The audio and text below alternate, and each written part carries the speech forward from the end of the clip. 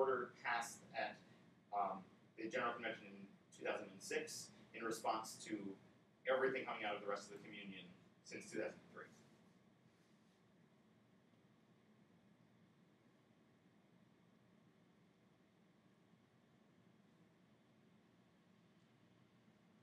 Yes? This is problematic language, I think, at the very bottom. Whose manner of life presents a challenge to the wider church. I mean, if it just said whose manner of life will lead to further strains on communion, I should say on the communion, right?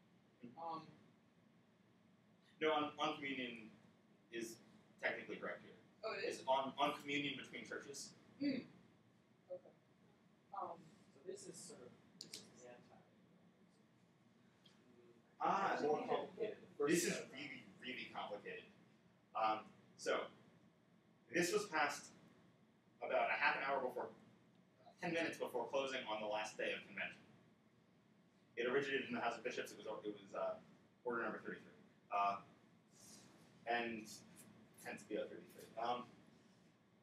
So, there were a number of versions of this put forward that, were voted down time and time again. This was finally forced through by Bishop Griswold, former Bishop of Chicago, at that time presiding bishop of the church. No one was happy with this. No one at all. It was passed because they were running out of time and they needed to say something to the rest of the communion. They needed to say, "Look, guys, we're working on it." He says what you did was like we're not going to get angry at what you did because it was a heel, but don't do it again for now. Well, this is us saying this. Yeah. Well, it's sort of a double-edged sword because it says in some sense we want everyone to be friends, and hypothetically you could have gay priests if everyone likes them, but if no one's going to like them, then don't do it.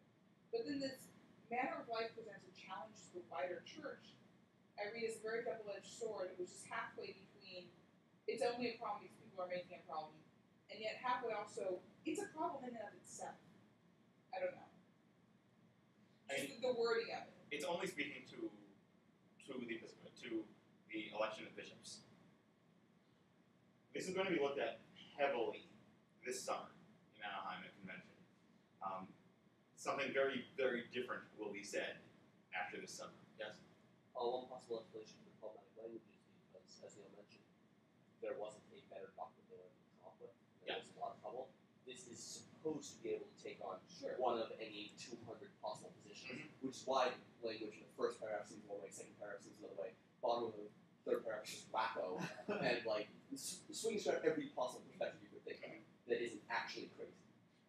Very, very luckily, there was no need for any of this to actually come into effect. At the elections that happened between 2006 and now,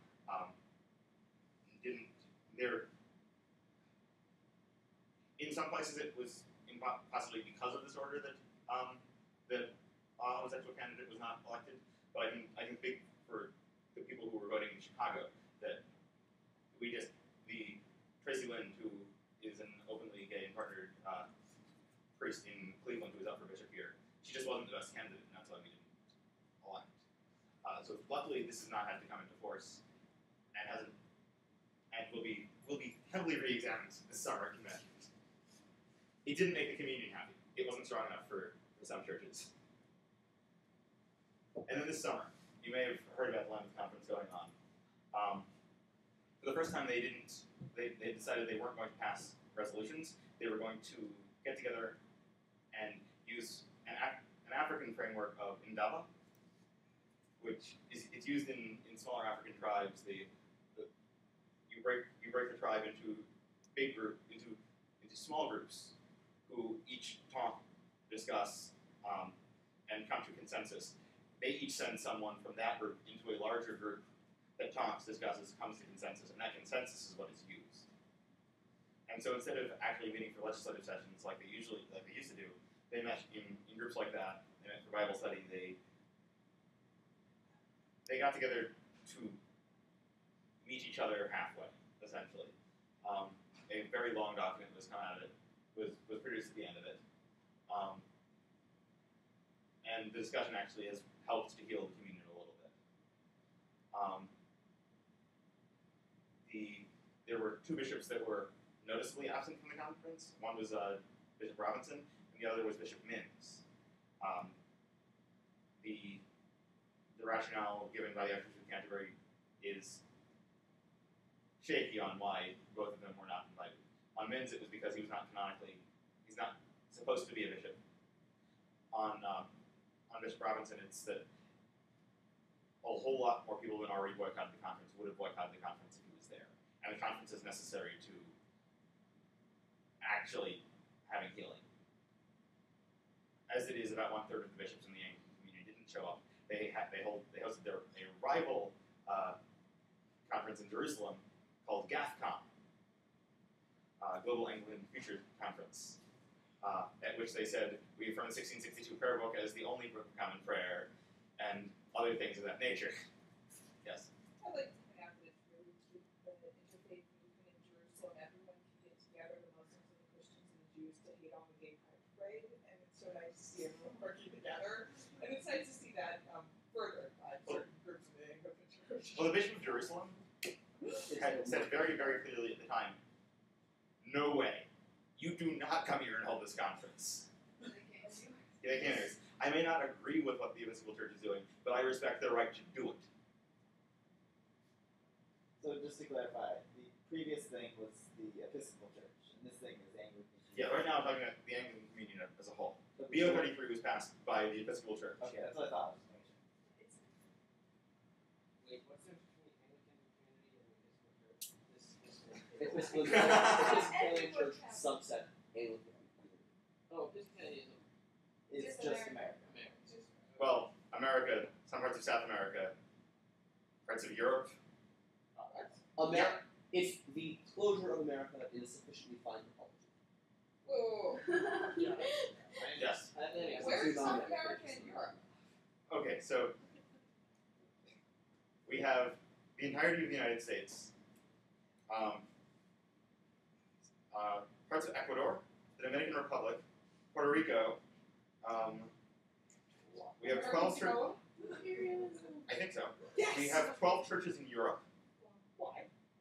It's unclear. It's really unclear. Are they expats? Most of them. There's an American cathedral in Paris. That's really weird. Who knew? Well, you have to have an American Paris. Okay, getting back to the church. Yeah, so that was just us.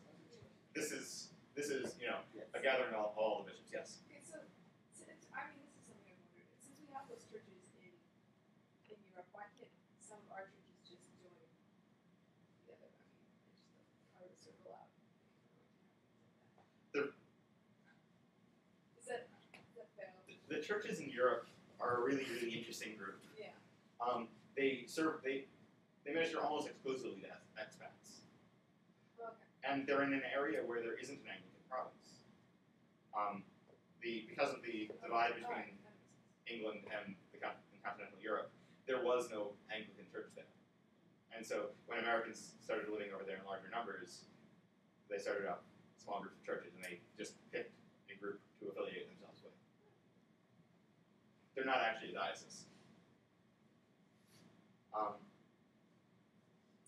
So from conversations I've had with some of the bishops that were at this past Lambeth conference, it was contrary to what the media said. Just a lot of talking, getting to know each other, and recognizing that both sides have very interesting places that they're coming from. The churches in Africa made it clearer than they ever have before that one of the reasons they're so opposed to what we're doing is they have Muslims coming up to them and saying, "You're that gay church. We're going to start attacking you now." Yeah, that there actually has been bloodshed on that side because of what's been going on here. And most of the bishops and I think a lot of the lay people and priests in the Episcopal Church would say, well, then we need to be more careful about how we're doing this, but we still need to do it.